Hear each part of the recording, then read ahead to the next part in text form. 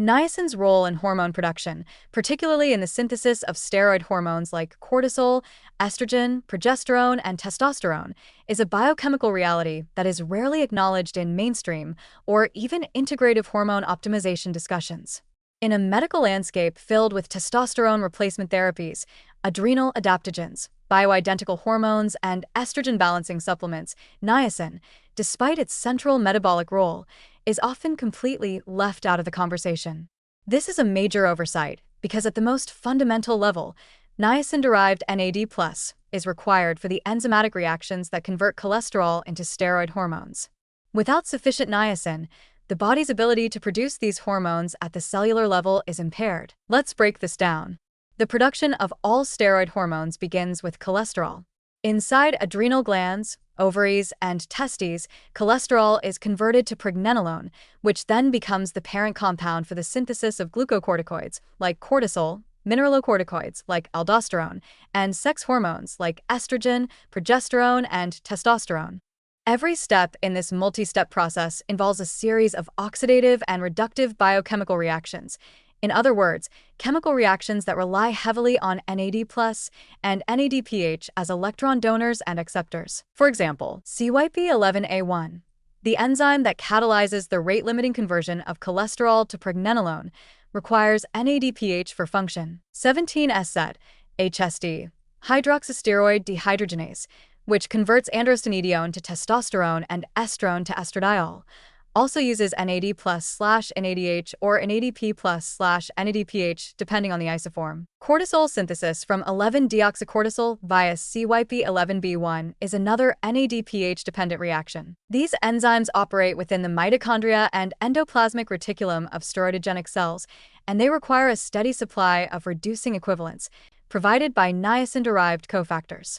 If NAD+ or NADPH is insufficient due to poor B3 intake, stress-induced depletion, or chronic inflammation, these pathways slow down, leading to suboptimal hormone output. This is particularly relevant in the context of adrenal fatigue, or more accurately, hypothalamic pituitary adrenal axis dysregulation.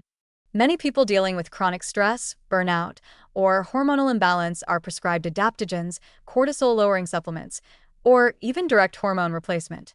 But what's often missed is that prolonged stress dramatically depletes NAD+, as the body ramps up energy demand, DNA repair, and immune activity, all of which consume NAD+. In this state, even if the signaling to the adrenal glands is intact, the glands themselves may be biochemically incapable of maintaining steroid output without sufficient niacin to fuel the NAD-dependent steps in cortisol synthesis. The same logic applies to sex hormone production. Individuals with low libido, irregular menstrual cycles, low testosterone, or estrogen dominance may benefit from hormone precursors or balancing herbs, but if their cells lack the redox support required for converting precursors into bioactive hormones, these interventions may yield suboptimal results.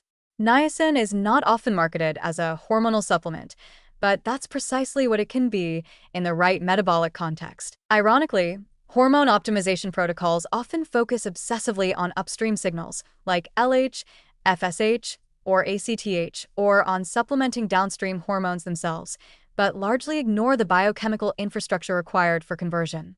It's like focusing on traffic signals without ensuring the roads are paved. If NAD+ is low, those enzymatic conversions stall, and hormonal balance becomes impossible, no matter how much precursor is present. There's also a feedback loop at play. Low sex or adrenal hormones contribute to fatigue, poor stress resilience, weight gain, and mood disturbances, all symptoms that also arise from niacin insufficiency itself. This can create a clinical blind spot, where symptoms of hormonal imbalance are treated with hormones or stimulants, while the underlying mitochondrial and cofactor deficiencies go unaddressed. Moreover, in aging populations, both NAD+ and hormone levels decline simultaneously, suggesting a shared biological pathway that is often attributed to normal aging, when in reality it may be partially modifiable through nutritional intervention, including strategic niacin repletion. It's worth emphasizing that this isn't about megadosing. Even modest doses of niacinamide, e.g., 250 to 500 mg/day, can improve NAD+ availability and support steroidogenesis, especially when combined with other B vitamins, magnesium, and adequate dietary fat. Unlike hormone therapy, niacin works upstream, at the level of cellular machinery, improving the body's ability to generate hormones endogenously, not just supplying them exogenously. In summary, niacin is not just a vitamin for energy or cholesterol, it's a quiet enabler of hormonal balance, powering the redox reactions that synthesize the very hormones we associate with vitality, stress tolerance, fertility, and aging. Ignoring niacin in hormone optimization is like trying to bake a cake without heat. It doesn't matter how many ingredients you add if the conversion process can't happen. For individuals with hormonal dysfunction, especially under chronic stress or with metabolic issues, niacin may be the missing link, a low-cost, high-impact support that restores the biochemical capacity to produce what the body already knows how to make.